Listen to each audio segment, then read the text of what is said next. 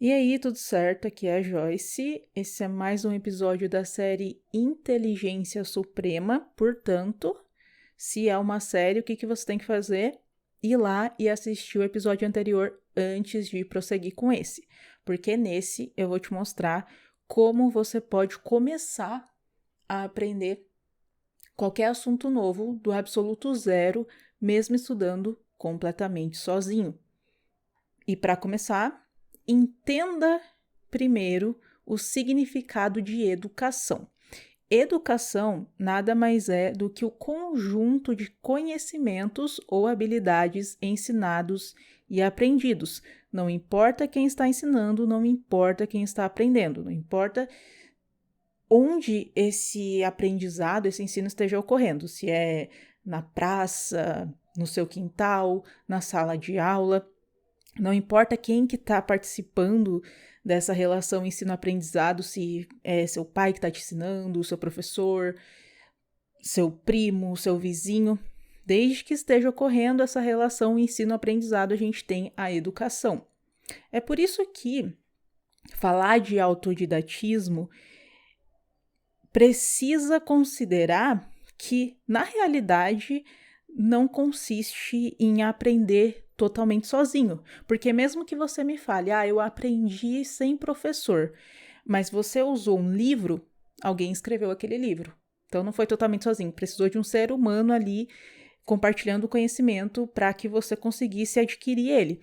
E a mesma coisa, um outro exemplo, eu aprendi a editar vídeo sozinho. Tá, mas você aprendeu fuçando ali na ferramenta, mexendo, você adivinhou para que servia cada configuração ali, ou você assistiu a tutoriais? Se você assistiu o tutorial, você não foi totalmente, teve um ser humano ali envolvido, fazendo o vídeo tutorial, te ajudando, não diretamente ali, mas teve alguém envolvido. Então, normalmente sempre tem alguém envolvido, exceto nesses casos, né, que a gente já teve dos grandes inventores, tipo, eu peguei agora... Tipo aqui que eu peguei a imagem do Newton, né, vamos dizer assim, descobridor da lei da gravidade, mas mesmo ele, que teoricamente descobriu, né, ninguém falou para ele percebeu, ele notou e postulou a lei, mesmo ele não fez isso totalmente sozinho, porque foi baseado em fundamentos que já existiam e vieram de outras pessoas, de outros estudiosos antes dele. Então, só esclarecendo esse detalhe aí sobre autodidata, né? Na maioria dos casos, a gente não aprende completamente sozinho. É meio que modo de dizer, digamos assim.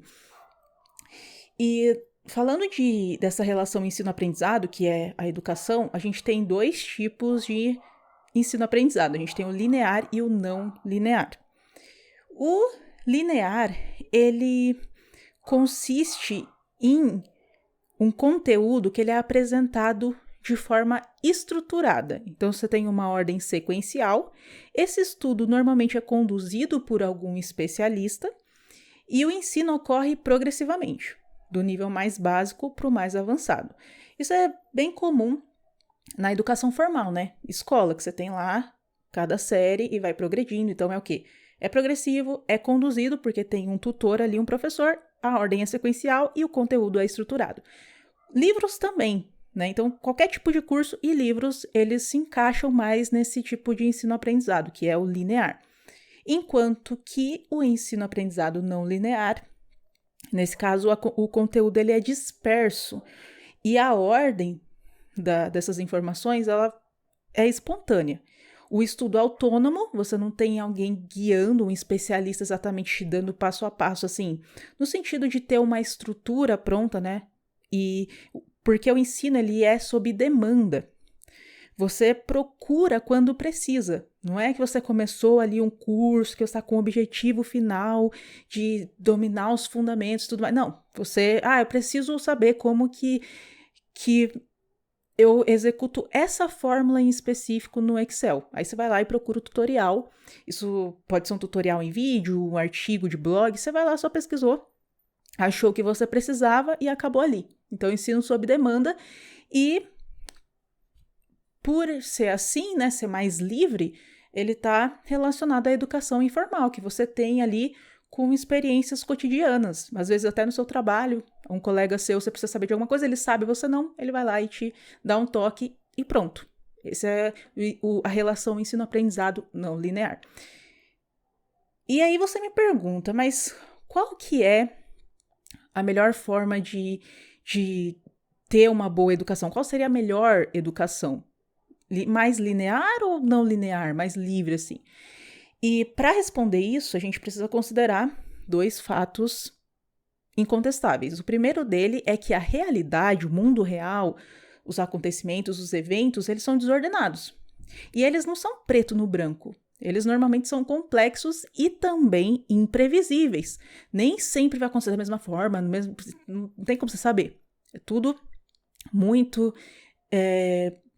desordenado, digamos assim. É tudo, nem tudo é um sistema completo, com todas as respostas prontas, diferente do cérebro humano. O cérebro humano, ele é uma máquina de imaginação, simplificação e padronização. Então, a forma que a gente enxerga o mundo é sempre colocando as coisas em categorias, separando ali, classificando. É como a gente imaginando, criando coisas que não existem muitas vezes na nossa cabeça. Então, como é que você faz para ter a melhor educação, sabendo que o cérebro humano, ele nem sempre corresponde à realidade, ele nem sempre está ali, ele tem essa capacidade de processar a realidade como ela realmente é. Como que a gente faz isso? Reunindo os 2 tipos de aprendizado, o linear e o não linear, a educação formal e a informal. Essa é a única forma de você atingir o nível de educação suprema. Você ter uma educação suprema essa é a única forma.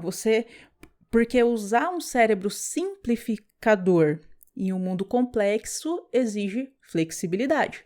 Enquanto o aprendizado linear, ele te proporciona uma base teórica através de fundamentos e guias de estudo elaborados por especialistas, por profissionais, por pessoas que entendem ali do assunto. O aprendizado não linear, ele te dá uma base mais prática e ele está alinhado com as suas necessidades, sob demanda, lembra que eu falei, e ele é mais um guia de ação mesmo. E o aprendizado linear, ele parte desse princípio, né, como eu falei aqui, um guia de estudo, ele te guia ali para você saber o que, como, por quê e quando você estuda, para você não começar assim às cegas. Você tem um ponto de partida. E o guia de estudo, ele é onde você encontra, ele é uma estrutura de informações que compõe um tema e indica a ordem em que esse tema deve ser estudado. Nesse guia de estudo, você terá os fundamentos, eles estarão organizados em uma lista ordenada, e essa ordem é lógica. Ela tem algum sentido por trás, não é aleatório que foi organizado. Aqui a gente tem um exemplo de ordem lógica. O que eu quero dizer com isso? Essa seria uma estrutura recomendada caso você quisesse aprender porcentagem. Você não vai direto estudar porcentagem do zero, do nada. Você tem uma ordem, normalmente. Primeiro, você precisa entender as 4 operações, depois frações, depois decimais, para que só então você entenda a porcentagem. Porque se você não sabe 4 operações, nas 4 operações a gente tem divisão, que é a base das frações. Decimais e frações, eles estão diretamente relacionados com porcentagem. Não sei se você sabe porcentagem, você entende, né? É uma operação bem básica, assim, mas o cento, né? A 100 é a parte centésima de um número, então você precisa saber, né? Geralmente 1/100, que é fração, e aí você tem como calcular isso com decimais, mas para calcular isso com decimais, você tem que saber as 4 operações. Então veja que ela vai escalando, é uma estrutura aqui, né? Que tem os fundamentos em uma lista ordenada, e essa ordem é lógica, ela tem que fazer algum sentido. E quais são os melhores guias de estudo? Para você saber a ordem que você tem que estudar, a melhor ordem recomendada, quais são os fundamentos que você tem que aprender, os conceitos e tudo mais. O primeiro de todos são os cursos de escolaridade ou formação acadêmica, que é o quê? Escola é um guia de estudo, tem ali as matérias, e daí dentro das matérias tem a ordem, se primeiro vai isso, ó, voltando lá na matemática básica. Primeiro tem que aprender 4 operações, depois frações, depois decimais, vem organizado para você, uma ordem pronta para você seguir. Faculdade é a mesma coisa. Primeiro semestre, primeiro período tem lá as disciplinas que você precisa dentro de cada disciplina, a ordem do conteúdo, que é a lista ordenada. E disso pode ser um curso de nível básico, técnico ou superior, e esses cursos eles são divididos em disciplinas.